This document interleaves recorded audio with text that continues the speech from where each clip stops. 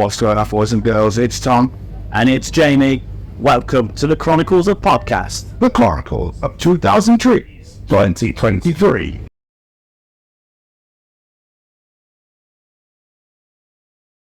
It's a lovely thing to call your husband's pack of that, isn't it? The never region. So close to the never regions, isn't it? Just the never going near those regions anymore now. When I saw you in the lineup, I was like, oh my God, I'm emailing Rob. I was like, I've got to have him on the show. Yeah, well, absolute pleasure. You know, it's because we've started. Yeah. You know, it's the podcast soft start, isn't it? Yeah. rolling. Yeah, I know how it works. Lure you into a false sense of security. No, genuinely, I discovered you did a Comedy Central stand-up bit where you talked about your dog on Christmas. Yes, and that Ronnie. That absolutely destroyed me on so many levels to the point I was like, you need to watch this video. And that was my first introduction to you. Oh, thank you very much. That video keeps getting taken down. I've noticed, I couldn't find it. Well, I'll send you a copy of it. Yes, please. I can send you a hard copy of it. Every time. I said, because obviously you hail from the mighty Sheffield. Yeah, well, originally from Macclesfield, but I live in Sheffield. Yeah. District now, yeah. So all those areas. Because my entire family are from Sheffield. And Are they whereabouts? My mum was from Jordanthorpe, and my dad was Low Edges. Amazing. Great names of places, aren't they? Absolutely. Jordanthorpe, Low Edges. I just love the fact you sounded northern saying those names. That's great. Dirtington, Grindstone, Shitfield. I love it. Gloucester. Yeah. So weird. Eckington. Eckington. Utterford. Bollocksborough. Maxborough. Coxborough. Some of these are real, aren't they? Yeah. So work out which one. But anyway, how are you? That's the real place. How are you doing, Rob? Are you well? Very well, thank you. Delighted to be here. Just arrived, and Saturday, isn't it? Yeah, it is. Yes, yeah. I think that's an age thing rather than being out of my place. And I'm proud to say, actually, I'm always a bit worried about when you parachute into a festival that you're off the vibe. Yeah. That's a very uncool word to use. But I already stink, so I feel like, I might smell like I've been here for 5 days. Yeah. One of us. Because I did a gig last night in Llangollen, right? And I stayed in an eco-pod because I wanted a cheap hotel on the way down after the gig. But I emceed it, so I was on and off a lot. But I got very sweaty because it was very hot. Then I stayed in this eco-pod at this farm somewhere I arrived at 11:30, I had a late check-in. And the sat-nav went, you're there. And I got off the bike, and it was pitch black, just this desolate farmyard that looked like a myriad of different ways you could dispose of, entrails. And then I was just about, and all these dogs started barking. I thought I was going to get attacked. And I turned the bike back round and then just got on it. And then this bloke went, hey, come here. And I went, ah! And took my helmet off, I had earplugs in, so I was already shouting at him. And he went, are you the Russian man who's going to be staying here? I went, no, I'm not Russian. And then I said, well, my name is Rouse, maybe that's what, and basically it was through booking.com or something. Okay. I didn't have a phone number or anything, and I thought I was being chased off a farmyard. I thought, the farmers might not have a gun or anything. Anyway, it turns out he was actually there to show me to the eco-pod. But it was, it was 11:45, pitch black, and he was wearing a vest, so I felt out of my depth. And lovely man, Dave. He was a lovely man. Very strong hands and a man of few words, but very welcoming. And he took me. I've had to follow him on his quad bike, but when you're like sheep farms that are really when they're really kind of desolate. Yeah. Gorse everywhere, sheep wool all over the place, rocks. It was like that, just kind of land only sheep can live in. I followed him on his quad bike, and it was like I was suddenly in junior kickstart on my bike, just because I had very pedestrian ride then. And it was like wheels were spinning and all that. I thought I was going to fall off. Anyway, followed him for about 5 minutes into the middle of I don't know the language. Yeah, you can. Yeah, go. Yeah. Fucking nowhere. It really was. and this little pod. And he went, sorry about the flies, that's the leak. And there's fucking flies everywhere. And this little kind of eco pod with a bed in it. And then he took me around the corner and there was a shed with like a soil crapper in it that looked like, you know, the shed from Jesse's Diets on the Fast Show where you just come out and go, Oh, yeah. this week I supposed to be eating, turn it. Yeah. And then he just fucked off and left me there. And then it was amazing. There was no phone reception, nothing. And I couple of cans of beer, so I just got shit-faced and I went back and looked at the stars, covered in flies. And I went to bed about 1:30 and then woke up just sweating. Sweating like a bastard, because there's no curtains. And I just tied a t-shirt around my head. Took myself hostage. And then I think I sort of slept on and off till 10. But very, very sweaty, and there's no shower. So there wasn't even any Belinda wipes. So I hummed. You'd be alright, you'd be fine. You'd fit right in, because obviously we've all been here for like 4 or 5 days, so you're onto a winner there. I'm surprised. Have you had a wipe round? Yes, I have, yeah. You gotta have a daily baby wipe. It's gotta be done. Yeah. Get yourself all fresh. the crevices properly cleaned up. Oh yes, absolutely. Are you excited for your set later? I'm really looking forward to it. I really like. I've only been here about an hour, but I've had a bit of chat around. Struggled to get out of backstage. Me and another man ended up almost crying in the corner of some steel fencing. Really working out, we weren't fit enough to leap over it, and then we escaped through a gift shop. A gift shop, and a lady who was opposite initially freaked out when we were behind the counter, and then went, "Well, we're stuck." I was crying, and she let us out. It was a vape store or something. Anyway, so I've now escaped, and everyone has been just delightful. I think there's a thing, I've always had a theory with, because it's like metal and hard rock, isn't it? This festival. Yeah. I always think, I like hard rock. I like my music like that, and I like all sorts of music, but I always find people who really do hard rock and metal, they're generally incredibly gentle, sweet people who just like to listen to things that are really loud. Yeah. But they're generally like the kind of the nice people who were at school, the sweethearts. You know, they were shy around the opposite sex or the same sex, whoever they were into. Yeah. You know what I mean? Potentially late bloomers. Yeah. All of these brackets I fit well into. So I feel very comfortable here. Good. It's really nice. That's absolutely incredible. I mean, I know you've only been here for an hour, like you say, but are you hoping to check anybody out before you go on? Yes, I'm definitely. So I'll be 50 next March, and I remember buying 100 Reasons album when I lived in the shared house in London. Yeah, we got a little smelly room in a house there, and I really liked that first album. So I'm going to go and see how they've aged. Yeah. But I hear they still sound amazing. So I'm really looking forward to seeing them. And I just realised, once I escaped out to the tuck shop, that D-Mob Happy replaced another band. And I asked a young man who was very helpful when they were on, they said I'd already missed them. So Nick Gus, I'd like to travel back in time and watch them. And then I'm just going to wander around. And I just watched the band in, what that red one is? Oh, that one? Is that the Cave or the Axiom? There's two, there's two, yeah. I don't know who's on now, but a young lady with pink hair fronted the band. They were brilliant, absolutely brilliant. We could check on the lineup who they were. Let's work it out. Let's just stop in and edit.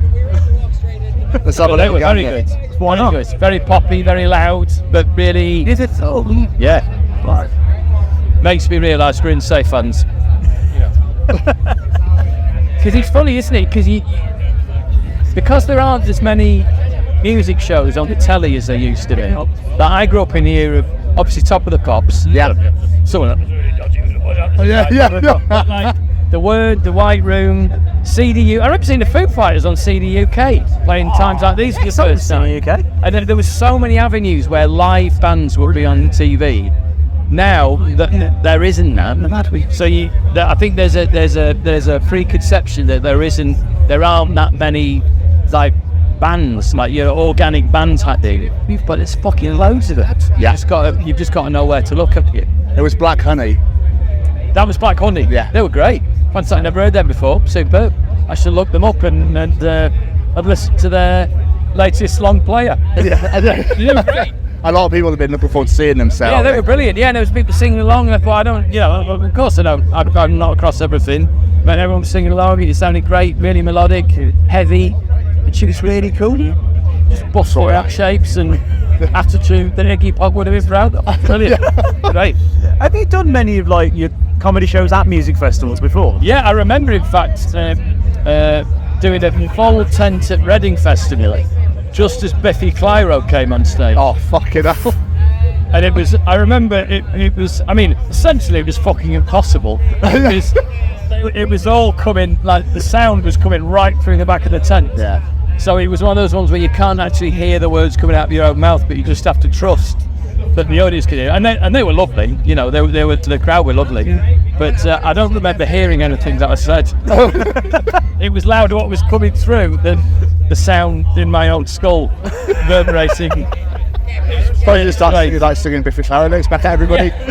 Yeah, exactly, yeah. But yeah, so there was a low, yeah, so you know, Latitude, Glastonbury, Reading, Leeds, all the V festivals over the years, and yeah, it's really, really good fun. I think sometimes the comedy tent feels like everyone's sort of sorted out, or they've come because Kurt so much. I just need something else. So we'll see. But I'm really looking forward to it. And Rich, who runs it, is great. And I think I've got a good feeling about it. Nice people, it'll be fun. I've got a song I'm going to sing as well. Oh, I'm so excited. Yeah, it's really heavy. So excited. It's a heavy song. Well, we love talking to people at these festivals because, like, part of the reason we're doing this weekend is to talk about the importance of festivals. Because, you know, everyone just acts like one big family. Yes. Like, we met you, 5-10 minutes ago? We've been having an absolute laugh. I don't think I've seen him laugh this hard in, like, all weekend. Aww. And it's amazing. And I've actually moved into your spare room. I've already moved my stuff. I know, that's what the business said. Crazy on the sofa now, Tom. No, that's fine. I understand. But, you know, it's me back. But you know what I mean? It's this great feeling that if someone would just walk up into the street and she'd be like, "Hey, you, let's have a beer." I'm like, "Fuck off! I don't know how you are." Yeah. But here, it's yes, come on, man, let's go. I'm buying. Yes. But as a comedian, as an artist, when you're on stage and you're talking to an audience, do you feel that like everyone's just there for that common ground? That's just that break, that getaway. Well, I think that's your goal. Whatever the gig is, really, is to get loose, you know, it's like, and death or glory, basically. Yeah. Because the worst feeling you can ever have, I think, in it for any performer is if you feel like you somehow shrunk, or the environment made you shrink, and you didn't lay it all out on the table, for better or worse. I think that's what it's all about, and I think at festivals that's what people are after. Yeah. Definitely, because they could be, you know, they might have a bit of a fog that you've got to get through, you know, really depending on what they've been up to for the rest of their day. So you've just got to, but also it's also about trust, isn't it? Like that very thing you're saying, it's about meeting in the middle, isn't it? And that's what you try and do as a stand-up with an audience. Yeah, it's a deal. It's a 50-50 relationship. I mean, I find, you know, if you're in a comedy club or something, or a theatre or an art centre, and everyone's taking it seriously, it's already fucking over. The very fact that there are human beings sat there in chairs who bought tickets to watch another human being say things into a microphone with the aim of making them laugh, it's already absolutely fucking ludicrous. It's a stupid situation. So to take any of it seriously is moronic, isn't it? So that's what I love about that's what I love about Storm. It's about, and it's funny, after when you have that really good gigs, I just feel calm afterwards. It's not like an adrenaline rush. It's like I feel really relaxed and at ease, if that makes sense, because it feels like all disconnected. And I think that just taps into something very deep within us as animals. You know what I mean? And music does that too. And I think that's what's so special about music. It's always the greater than the sum of its parts, isn't it? It's something magical happens.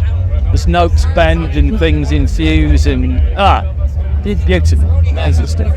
You're absolutely right. And another reason we like talking to people at festivals, and the importance of these festivals as well, is, as we mentioned to you before, we affiliate with the Sophie Lancaster Foundation.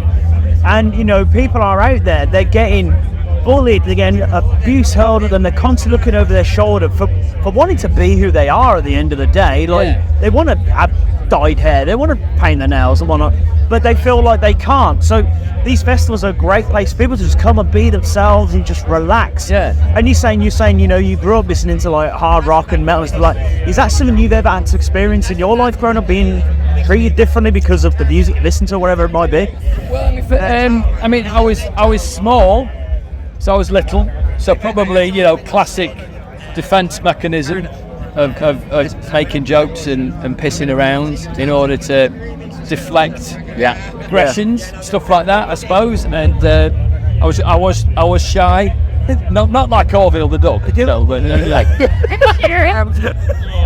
It's fucking a what? it's like singing snack cake. It couples out. This one's funnier.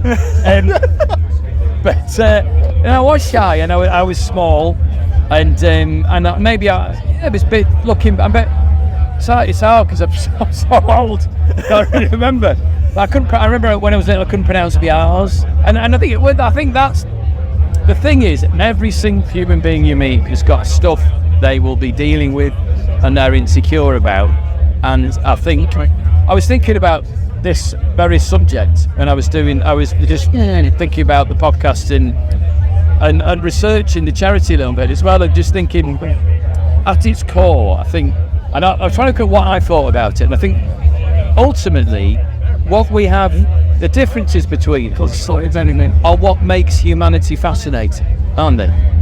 And the differences are why you go, I'm going to go over there for a minute, or why I'll look at that leaf, or that plant, or I'll try and eat that, or I'll talk to them, or I'll look at that hill. Because do you know what I mean? Yes, and every single thing about being alive is about moving from one state to another, and without everyone being individual differences, life would be unbelievably dull. So it makes it. That's the ultimate tragedy of what the charity is trying to, not the charity, but the charity of the incident the charity is built of, to try and counteract, is human beings being themselves, and it's horrific that could happen to anyone, whoever they are, wherever they're from, and however they present themselves or they look. It's insanity. It's insanity. It's insanity, isn't it? The solution is just love and respect and warmth, isn't it? And interest, and I'm very lucky that I've got two little kids now, 11-year-old and a 15-year-old. And the thing that we've always tried to cultivate in them is to be inquisitive about everything. Ask questions, to be inquisitive, be nice. But that's all you want from humanity, and that's what people are here for, isn't it? That's why people come to, when you put things on, that's why people care to. And you know, there are so many amazing, beautiful, wonderful people doing really wonderful things every single day, 24/7. We don't hear about as well, you know, so it's always worth remembering that as well, isn't it? There are loads of Is that all that classic quote? Which you can't remember. Tell me why the bad things happen, but look at all the people helping. And that's what it is, isn't it? It's a simple choice, isn't it? And maybe, you know, I don't know, like raising kids as well at this point in time, and you know, social media is a double-edged sword, isn't it? Of help, but also constant analysis. I think it's really, being a teenager is hard enough, and working out where you are, and that thing you actually realise as you get older, that no one actually is, the things that you're worrying about inside, what will they think? People aren't even thinking about that because they're thinking about their own stuff. So that's the biggest thing you can say to teenagers, is don't worry about what anyone else is thinking, because they're not even thinking about you, not in a bad way, but in a good way. They're thinking about their own stuff. So just get on and live your life and be yourself, you know. Absolutely. I mean, It's fascinating, like, but yeah, I don't know. What a world, eh? That's crazy. It's not. I mean, especially with teenagers now with all the social media, with your Snapchats, they can film everything. Yeah. It's just, I wouldn't like to be growing up right now in this. I'm happy with the generation I grew up in. Yeah. I think it's a lot harder these days. I think, it's funny because our son, we managed to hold off him getting a smartphone till he was 14, and that was just a decision we thought as an experiment. Me and my wife went, fuck it, let's just see what happens. Yeah. We'll say no, give him a little Nokia phone to let us know where he is, or he wants to ring people and text people. And then eventually, he's bought his own one. He plays the drums, plays the piano. We did some gigs last week with Nick Helm that I'll tell you about in a minute. Okay. It's amazing. Yeah. And he teaches kids piano and drums now. He's 15. Oh, wow. Beautiful boy. Wow. So he's bought his own phone. So the gloves are off. We can't, do anything about it now. But that's happened. But hopefully, he's got to find his way through navigating it. And it is that difficult thing when you've got kids of saying, get up, actually look at me while we're talking, or let's have a conversation, let's be here. But you have to come from a place of compassion that really hard for them. Like, it's really hard for us as adults who grew up without them and then got them to cope with our addiction to it. So I mean, it's literally like a crack pipe in a teenager's pocket, isn't it? Yeah. But the dopamine crack pipe. It's really, I don't know what the answer is. It's really, but certainly I think this is part of it. I don't see everyone here sat around on their phones. I don't see when people sat and just on the phone. Yeah. They're dancing around, having a great time talking, sat around campfires. That's what it is. So these things are doubly bullying, I think. For those reasons. They're real, aren't they? Stuff's really happening here. Words. You mentioned your rehearsal shows with Nick Helm that you've been doing. Like, how have they been going? It was brilliant. Well, so we've set up a bunch of gigs in the villages near where we live now. Okay.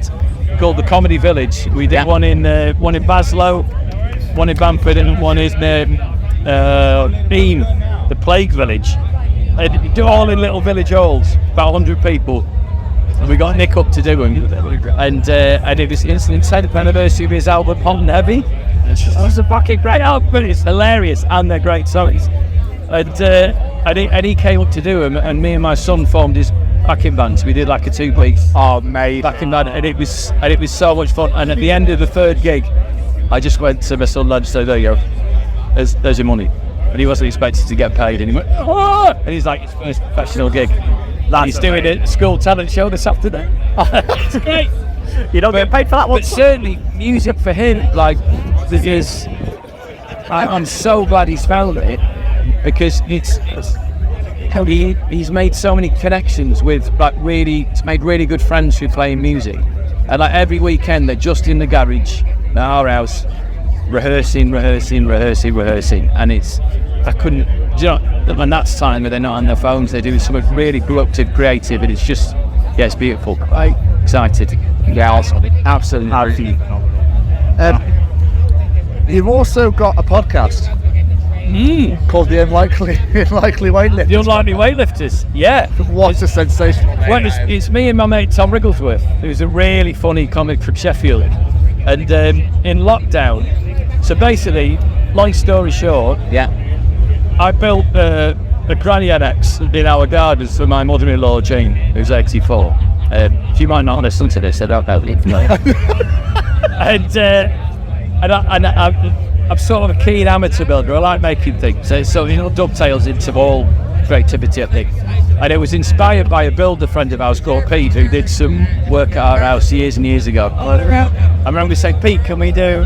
And he just, usually builders go, "Oh, I'll cost you." Yeah. I'll cost you. Pete went, "We could do all." And I fell in love with him. He's a little round fella, and one of his eyes looks outwards. Yeah. And he'd be the first to say that. I'm just trying to paint a picture of him. So, but the guy, and he's genius. So having had that conversation, that he just casually picked up a Rubik's Cube. It was all scrambled up while I was making him a cup of coffee on the first day, and he just finished it. Had to back down there. And I thought, here we go. This guy's amazing.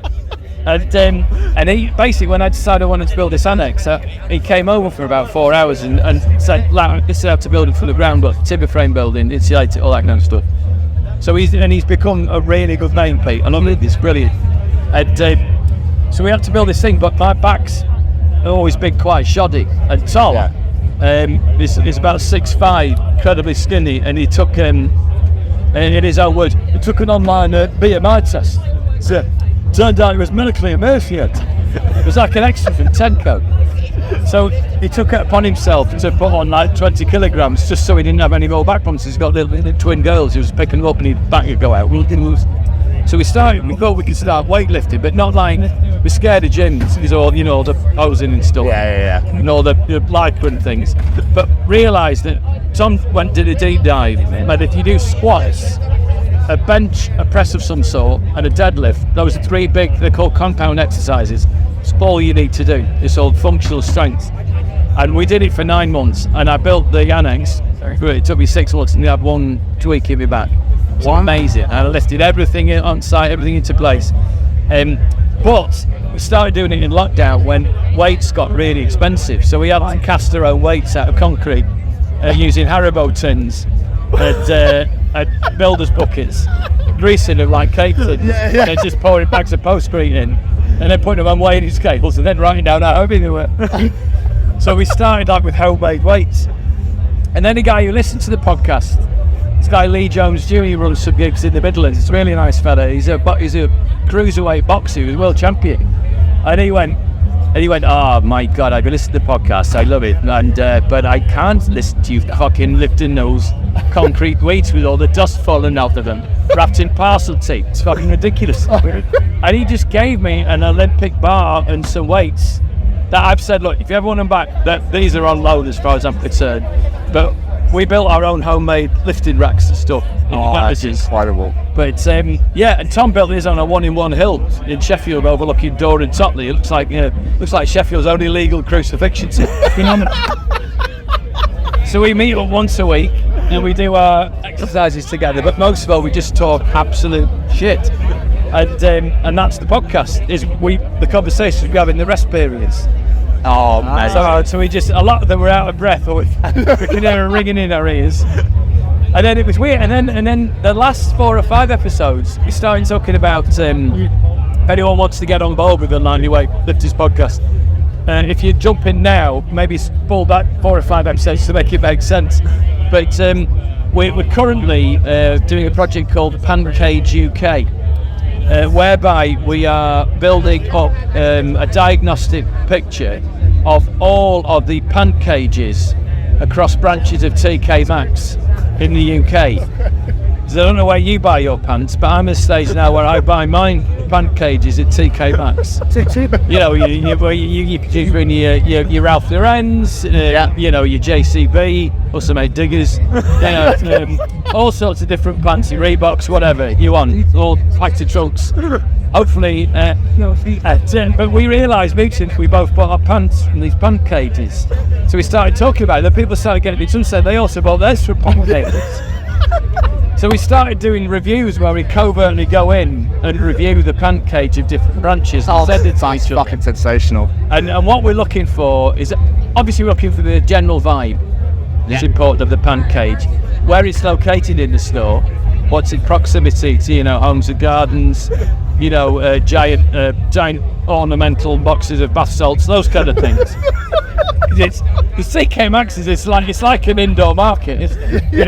We used to go to the market, the Tuesday man, for pants and jeans, and now you go to TK Maxx, don't you? And buy all the jeans that got left behind, but they're still perfectly good for knockdown prices, and your pants from cages. So we're looking for general vibe of the pant cages. We're looking for percentage of boxes opened. Okay. Some of them look like they've been savaged. I did a report down from the Ballon branch with Rachel Parris, the comedian off the Mash Report. Yeah. She came in with me and she did a part of the boat with me. Oh my God, it looked like a Tasmanian devil had been through it. We found everything in that pant cage. We found a sports bra in the pant cage. I know, I'd say about 75% of the boxes torn open. Devastation. We found litter. There's a light coming on your camera there. Does that mean, is that a problem? Do we run out of battery? Oh no, it's fine. It's okay. She said it's too far. Yeah, no, it's too far away. It's fine. Yeah, we found all sorts. Detritus, socks in a pancake. Unbelievable. Outrageous. But conversely, Tom did Sheffield South, and it was absolutely pristine. My wife did Hull, while she was in Hull, and great shape in Hull. So we're basically building up a picture of all the pancakes, and people have been sending their own in. That's so people amazing. going into TK Maxx and covertly recording themselves or filming themselves. I mean, because there's a frisk of excitement when you buy the pancakes. Potentially breaking the law. I don't know whether they're breaking the law, but it's all in good faith just to help build up a better picture of the pancake situation across the UK. It's called Pancakes UK. That's absolutely. Yeah. Where'd you get your pants? You get yours? Primark. Primark. So similar. Do they have a cage format in Primark? No, unfortunately not. It's racked. It's racked. Okay. Wow. So what on shelving you? Yeah, they're like on the hooks. It's on hooks. Okay. Yeah. You're classy. Yeah. Cool. You're classic. Yeah. Yes. Fronted on stock. Yes. And what percentage of them would you say have been opened? Probably not a whole lot, to be honest. Ballpark. What do you reckon, Tom? Oh, probably about 15%. Okay. Yeah, it's quite high. Quite high. Some of it Reeboks. There's a lot of Primark's own or Calvin Klein. Yeah. Well, that's the thing that's struggling with TK Maxx. There's so many different brands of pants out there. I'm currently wearing a bamboo pant source at TK Maxx, which wicks moisture away from the skin. Oh, okay. Cotton does. I found a Calvin Klein, which is heavy cotton, isn't it? It can lead to a bit of chafing. Yeah, which is not possible. Yeah, and a bit of hoop damage. That's careful. Whereas a wicking fabric, it's as we speak, it's drawing moisture away from my various cleavages. It's tremendous. Tremendous. Oh, Rob, this is absolutely sensational. Is that kind of thing you're after? Yeah. I mean, I never know with these things. that last bit you nailed. No, I'm joking. That was absolutely incredible. Seriously, phenomenal. Thank you so much. Absolute pleasure. Really nice to meet you. Yeah, you too. Thank you so much, Rob. Do you have any recommendations for me before 100 Reasons are on? I'm going to go see them. 100 Reasons is why I was going to. Them coming to you. So. Right. All right. Then, well, there we go. That's the festival song. You're our headliner tonight, Rob. Job done. Amazing. Jamie's going to see Delilah Bomb. Amazing. Delilah Bomb. Delilah Bomb, but she's on at the same time as 100 Reasons. Right. Okay. Where's she playing? She's playing on the Forest stage. The Forest stage. All of that will have happened by the time this podcast. Pretty much, yeah, but really. But very nice to talk to you. And you, my friend. Thank you so much. We're down there. Just starting to rain as well. Oh, school us down the red.